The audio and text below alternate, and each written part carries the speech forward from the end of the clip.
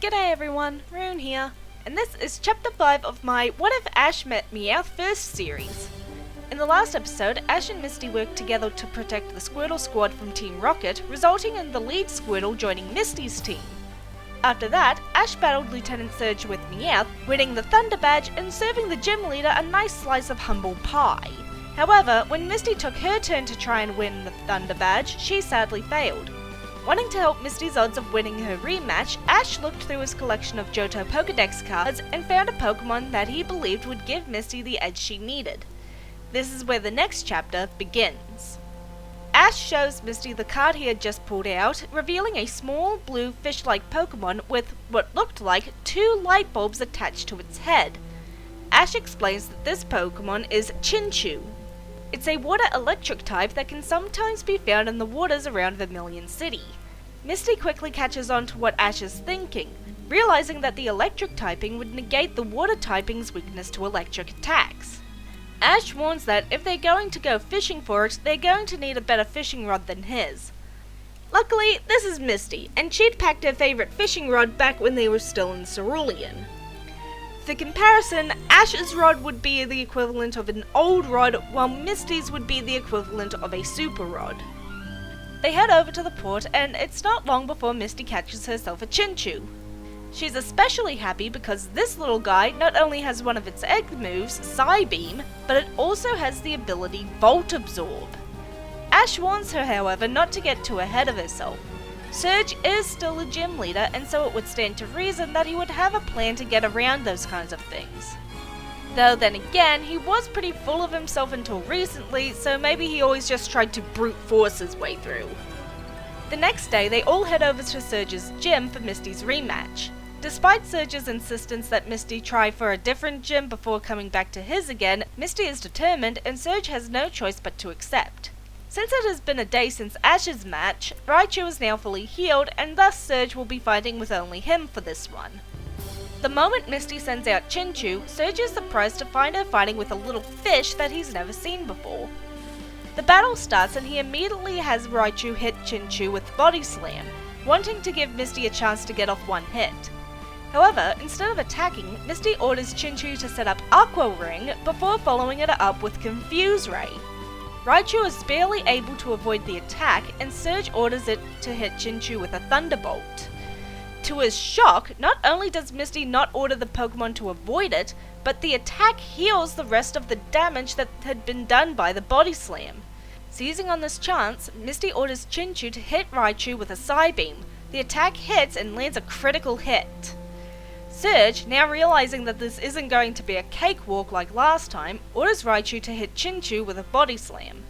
However, the problem of Raichu's speed is still a factor, and Misty had made sure to teach Chinchou agility, which it now uses to hop around the field, avoiding Raichu's attacks. And unlike Ash's battle, here Surge can't try using Thunderbolt because that would only heal the slippery little Pokemon. Add to that, anytime Raichu does manage to get a hit, it is soon healed by the Aqua Ring that Misty had set up at the start of the battle. After a few more hits with Psybeam, Misty claims victory and gains her own Thunder Badge.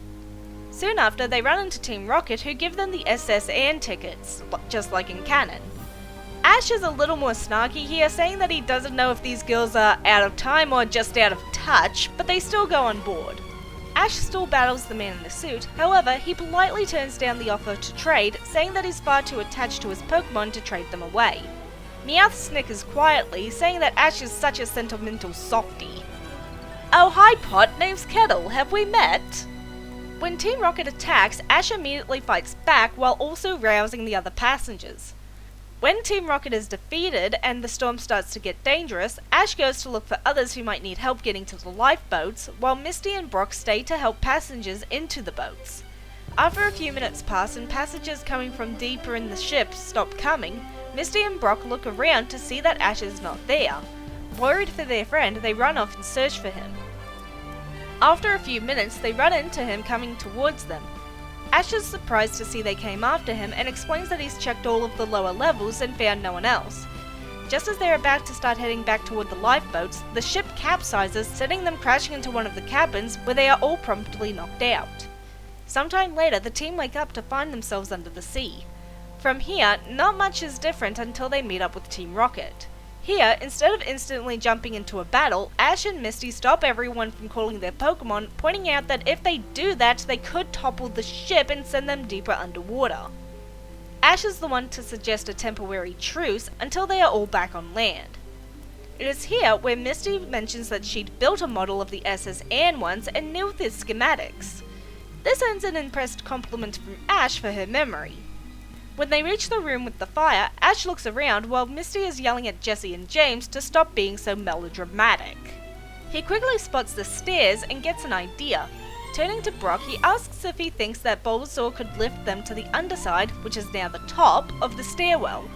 Once everyone is up, they climb the underside until they get to the hole, where Ash asks Misty to have her Starmie use Icy Wind to create a bridge.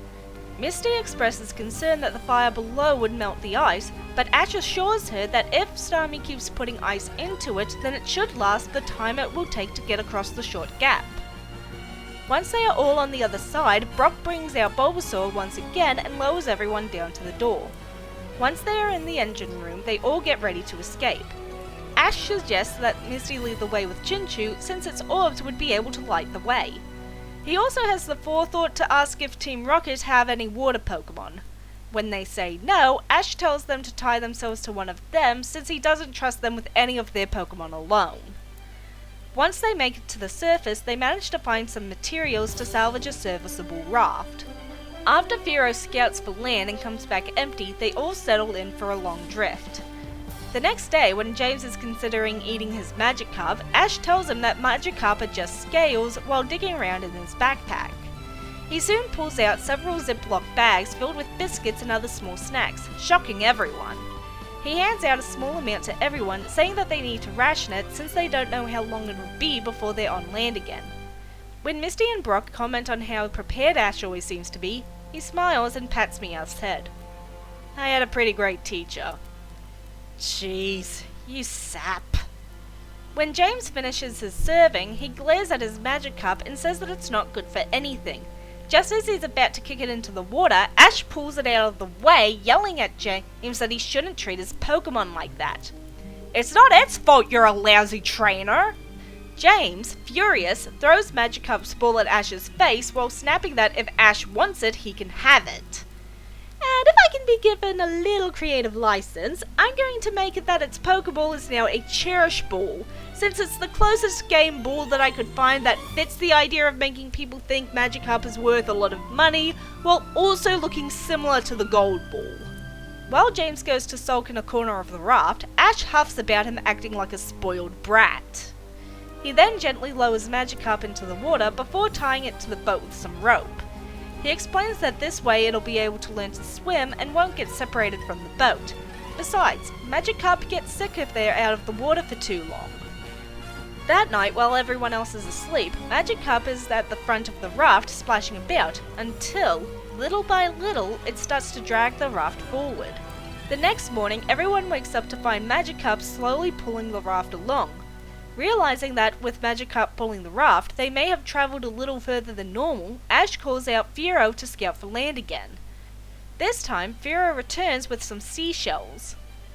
Jessie and James comment that that's useless since they're surrounded by the sea, but Misty points out that the only way to find seashells without diving for them is to collect them from the beach.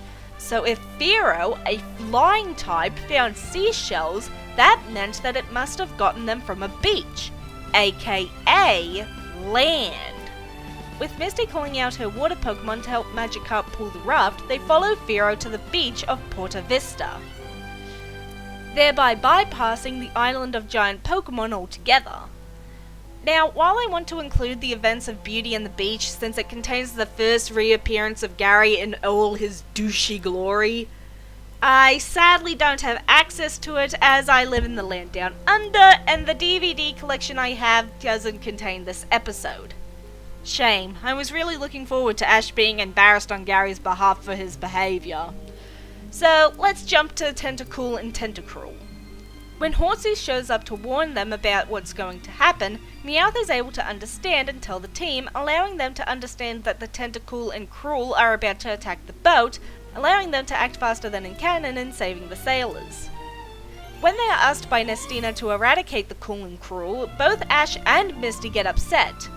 Misty for the same reasons as in canon, and Ash for the sheer principle of the matter. When they are heading to where they left Meowth, Pikachu, and Horsey, Misty again expresses her love for the Pokemon, calling them cute. When Ash looks up the Pokemon in his Pokedex and sees what it looks like, he tells Misty that it's really admirable she can see the beauty in things that others find strange. When they get to where the others are, Meowth explains what Horsey had been telling them, about how Nestina's construction had been destroying the coral reef that Tentacool and Tentacruel call home. Upon hearing this, the group start up an awareness campaign to inform the people of Hutburg Port about what Nestina is doing. While some don't care, causing the team to become dejected, others feel just as upset about the situation as them. After a few hours of spreading the knowledge of what Nestina is doing, Brock brings up the question of how they're going to actually stop her from continuing construction, since he doubts that she'll stop just because public opinion is against her. At this, Misty tells him not to worry, as she's already sent Ash to the town hall to set their plan in motion. Cut to Ash and his Pokemon, they are standing at a long desk with a line of people all waiting to sign a piece of paper. Ash turns to Meowth, asking how many they already have. Meowth calls back saying that he lost count, but he thinks it's nearly 200. Ash grins and says that at this rate they'll have enough signatures by the end of the day. Jumping to later that evening, Nestina is walking to the dock with her hired guns, preparing to see them off to guard her workers from the Tentacruel and Tentacool. When she arrives at the dock, however, she is shocked to find the 3 trainers from earlier that day standing there with the town mayor, and behind them, her hotel is being torn down. Nestina demands to know what they're doing and is promptly informed by the mayor that her hotel is being torn down for damaging the coral reef. Ash steps forward, handing Nestina a copy of a form naming the coral reef a protected site. As Nestina is having her melodramatic fit about all the money she's going to lose because of this, the giant Tentacruel emerges from the sea right next to them. With Meowth acting as translator, Tentacruel thanks the 3 for what they have done. He had believed that all humans were like that woman behind them and cared not for the harm they caused others as long as it benefited them. But now it sees that it was wrong. There will always be people like Nestina in the world, but if there are also people like Ash and his friends, then there will always be hope for the Pokemon that live in the wild. Later, while the team are on the boat heading for the mainland, Misty celebrates Horsey joining her as the newest member of her team by striking a pose. Ash grins and points out that it's his pose, to which Misty says that she's always wanted to try it. Nice to see you have such good taste, Misty. And that, everyone, is where I'm going to leave the story for now. Join me next time as we get into the Ghost of Maiden's Peak and say goodbye to a dear friend. I'm Rune. See you next chapter.